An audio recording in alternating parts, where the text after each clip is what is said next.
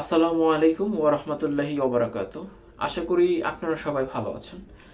আর কিছুদিন পর থেকে শুরু হতে যাচ্ছে বিশ্ব ব্যয়াপনার দিবস, ভ্যালেন্টাইন্স ডে। এটি শুরু হবে ফেব্রুয়ারির ৭ তারিখ থেকে এবং শেষ হয়ে যাবে ফেব্রুয়ারির 14 তারিখে। এবং এ ব্যাপারে আমি একটু কিছু কথা বলতে চাই, প্লিজ আপনারা যদি শুনতে চান।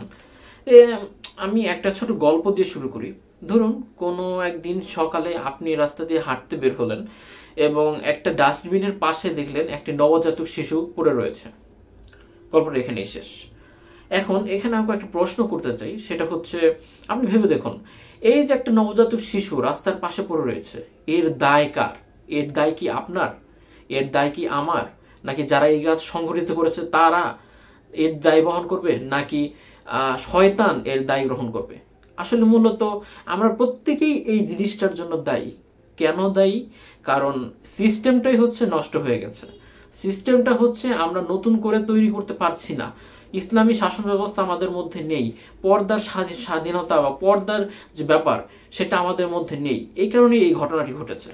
এখন আপনাদেরকে আরেকটা প্রশ্ন করি, খুব ছোট। সেটি হচ্ছে, আপনি ভ্যালেন্টাইন্স ডের সাথে এই ঘটনার তুলনা করতে পারবেন কিনা? সামনে আগত ভ্যালেন্টাইন্স ডেতে এই রকম একটি ঘটনা পরবর্তীতে হবে কিনা আপনি কি বলতে পারবেন? অবশ্যই বলতে পারবেন না। কিন্তু আপনাকে এই ঘটনার সাক্ষী হয়ে থাকলেই হবে না, বরং এর দায় আপনাকে নিতে হবে। এবং এই দায় এড়াতে আপনাকে কি কি করতে হবে এবং কেন করতে হবে সেটা আমি আপনাদেরকে বলে জানাচ্ছি। দেখুন, মনে করুন একটা নদীতে 2 তলা বিশিষ্ট একটা জাহাজ চলছে।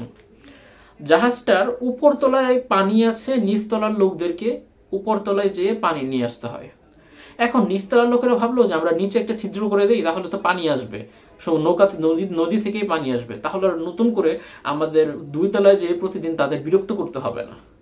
এখন এই কাজটি যদি তারা করে, সেক্ষেত্রে নিচতলার মানুষও ডুবে মারা যাবে, উপরতলার মানুষও ডুবে মারা যাবে। এখন উপরতলার মানুষজন যদি তাদেরকে এই ব্যাপারে না জানায় বা তাদেরকে যদি হেদায়েত না করে বা হেদায়েতের পথে আনার চেষ্টা না করে, সেক্ষেত্রে প্রত্যেকটা মানুষ মারা যাবে।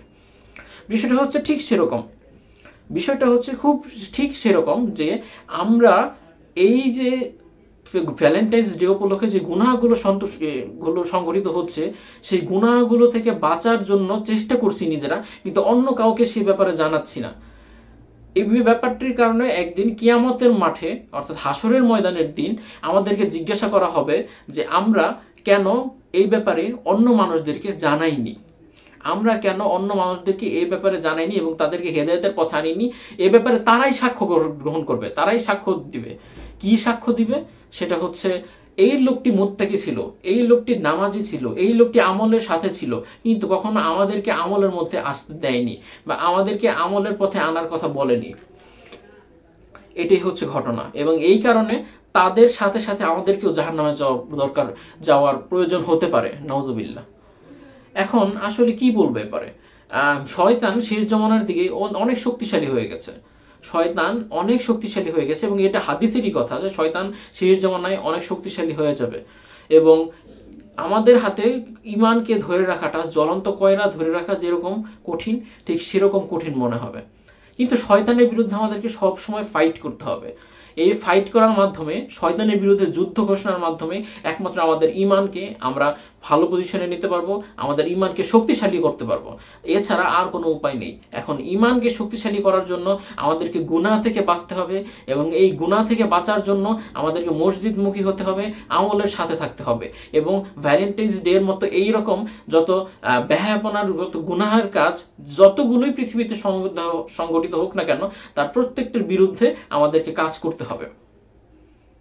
আদারওয়াইজ আমরা কোনোভাবেই এখান থেকে বাঁচতে পারবো না।